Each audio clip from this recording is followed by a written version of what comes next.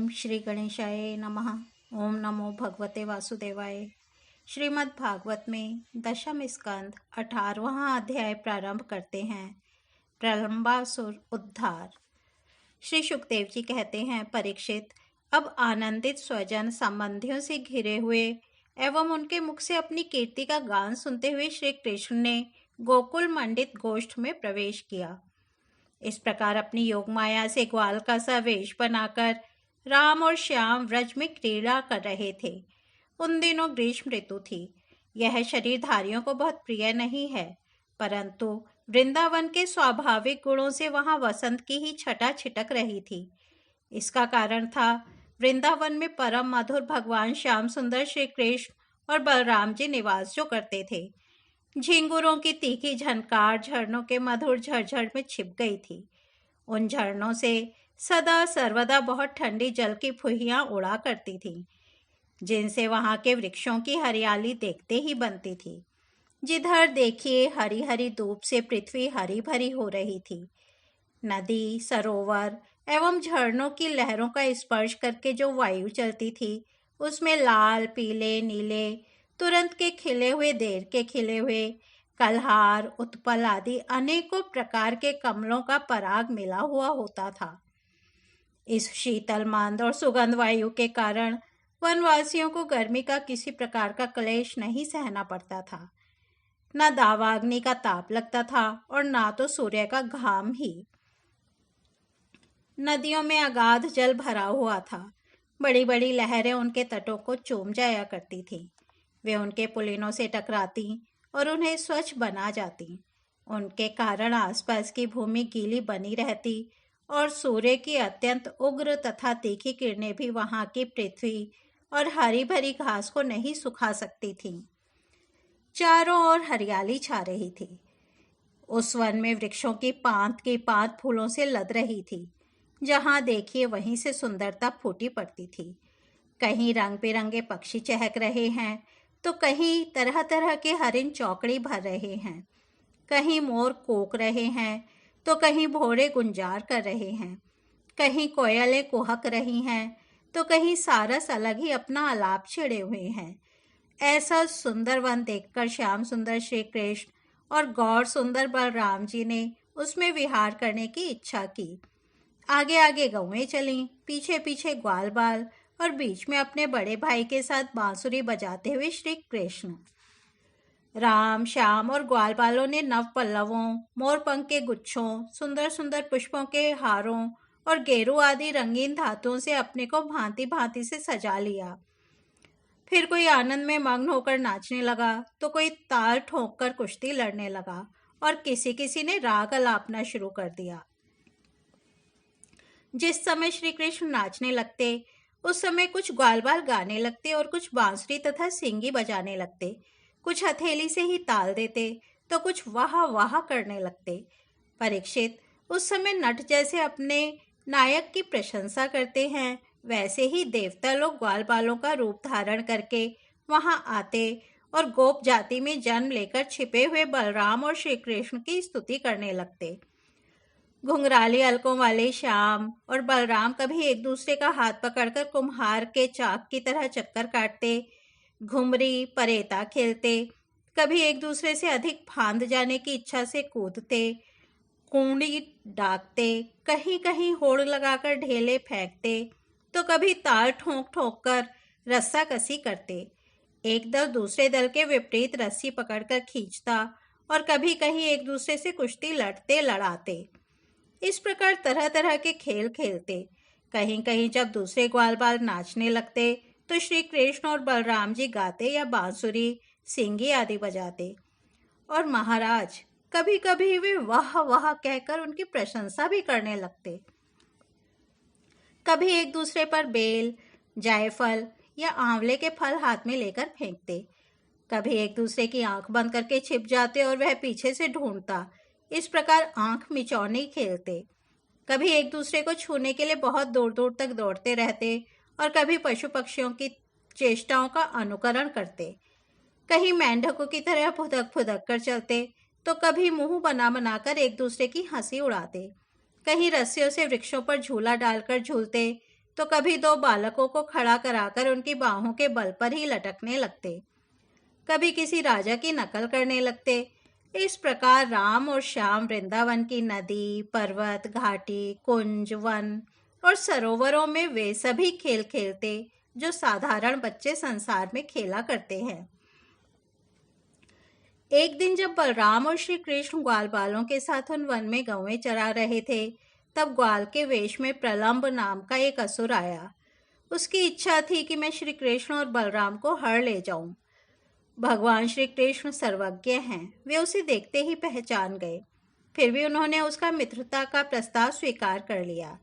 वे मन ही मन यह सोच रहे थे कि किस युक्ति से इसका वध करना चाहिए। ग्वाल बालों में सबसे बड़े खिलाड़ी, खेलों के आचार्य श्री कृष्ण ही थे। उन्होंने सब ग्वाल बालों को बुलाकर कहा, मेरे प्यारे मित्रों, आज हम लोग अपने को उचित रीति से दो दलों में बांट लें और फिर आनंद से खेलें। उस खेल में ग्वाल बालों ने बलराम और श्री कृष्ण को नायक बनाया। कुछ श्री कृष्ण के साथी बन गए और कुछ बलराम के। फिर उन लोगों ने तरह तरह के ऐसे बहुत से खेल खेले जिनमें एक दल के लोग दूसरे दल के लोगों को अपनी पीठ पर चढ़ाकर एक निर्दिष्ट स्थान पर ले जाते थे। जीतने वाला दल चढ़ता था और हारने वाला दल ढोता था। इस प्रकार एक दूसरे की पीठ पर चढ़ते चढ़ाते श्री कृष्ण आदि ग्वाल बाल गौएं चराते हुए भांडीर नामक वट के पास पहुंच गए। परीक्षित, एक बार बलराम जी के दल वाले श्री दामा, ऋषभ आदि ग्वाल बालों ने खेल में बाजी मार ली। तब श्री कृष्ण आदि उन्हें अपनी पीठ पर चढ़ाकर ढोने लगे। हारे हुए श्री कृष्ण ने श्री दामा को अपनी पीठ पर चढ़ाया, भद्रसेन ने ऋषभ को और प्रलंब ने बलराम जी को। दानव पुंगव प्रलंब ने देखा कि श्री कृष्ण तो बड़े बलवान हैं, उन्हें मैं नहीं हरा सकूंगा, अतः वह उन्हीं के पक्ष में हो गया और बलराम जी को लेकर फुर्ती से भाग चला और पीठ पर से उतारने के लिए जो स्थान नियत था उससे आगे निकल गया।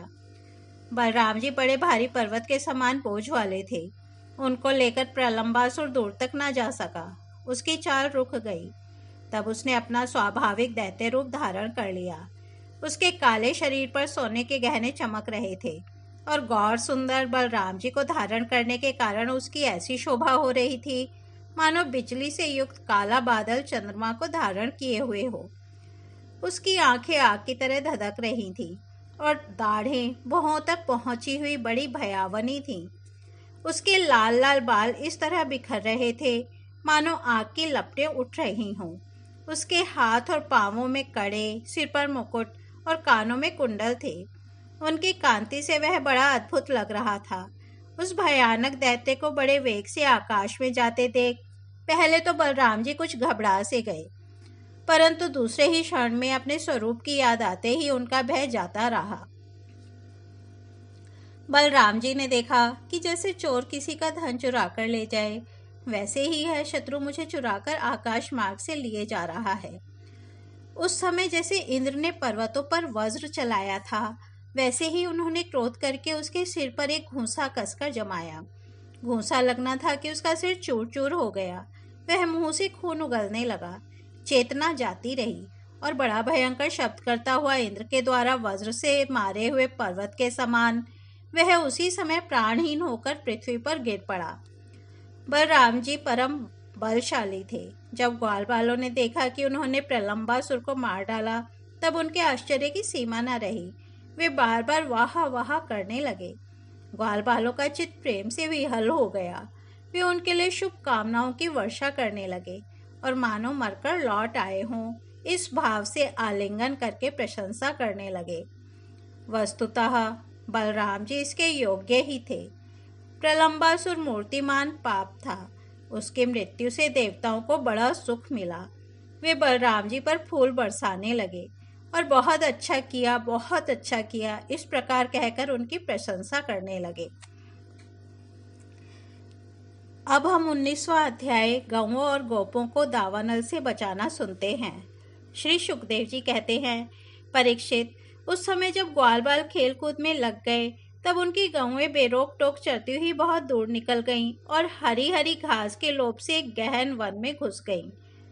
उनकी बकरियां, गायें और भैंसें एक वन से दूसरे वन में होती हुई आगे बढ़ गई। तब गर्मी के ताप से व्याकुल हो गई। वे बेसुध सी होकर अंत में डकराती हुई मुंजाटवी सरकंडों के वन में घुस गईं। जब श्री कृष्ण, बलराम आदि ग्वाल बालों ने देखा कि हमारे पशुओं का तो कहीं पता ठिकाना ही नहीं है, तब उन्हें अपने खेल कूद पर बड़ा पछतावा हुआ और वे बहुत कुछ खोजबीन करने पर भी अपनी गौओं का पता न लगा सके। गौएं ही तो ब्रजवासियों की जीविका का साधन थी। उनके न मिलने से वे अचेत से हो रहे थे। अब वे गौओं के खुरों और दांतों से कटी हुई घास तथा पृथ्वी पर बने हुए खुरों के चिन्हों से उनका पता लगाते हुए आगे बढ़े। अंत में उन्होंने देखा कि उनकी गौएं मुंजाटवी में रास्ता भूलकर डकरा रही हैं। उन्हें पाकर वे लौटाने की चेष्टा करने लगे। उस समय वे एकदम थक गए थे और उन्हें प्यास भी बड़े जोर से लगी थी। इससे वे व्याकुल हो रहे थे। उनकी यह दशा देखकर भगवान श्री कृष्ण अपनी मेघ के समान गंभीर वाणी से नाम ले लेकर गौओं को पुकारने लगे। गौएं अपने नाम की ध्वनि सुनकर बहुत हर्षित हुईं। वे भी उत्तर में हुंकारने और रंभाने लगीं। परीक्षित, इस प्रकार भगवान उन गायों को पुकार ही रहे थे कि उस वन में सब और अकस्मात दावाग्नि लग गई, जो वनवासी जीवों का काल ही होती है। साथ ही बड़े जोर की आंधी भी चलकर उस अग्नि के बढ़ने में सहायता देने लगी। इससे सब और फैली हुई वह प्रचंड अग्नि अपनी भयंकर लपटों से समस्त चराचर जीवों को भस्मसात करने लगी। जब ग्वालों और गौओं ने देखा कि दावानल चारों ओर से हमारी ही ओर बढ़ता आ रहा है, तब वे अत्यंत भयभीत हो गए और मृत्यु के भय से डरे हुए जीव जिस प्रकार भगवान की शरण में आते हैं, वैसे ही वे श्री कृष्ण और बलराम जी के शरणापन्न होकर उन्हें पुकारते हुए बोले, महावीर श्री कृष्ण, प्यारे श्री कृष्ण, परम बलशाली बलराम, हम तुम्हारे शरणागत हैं।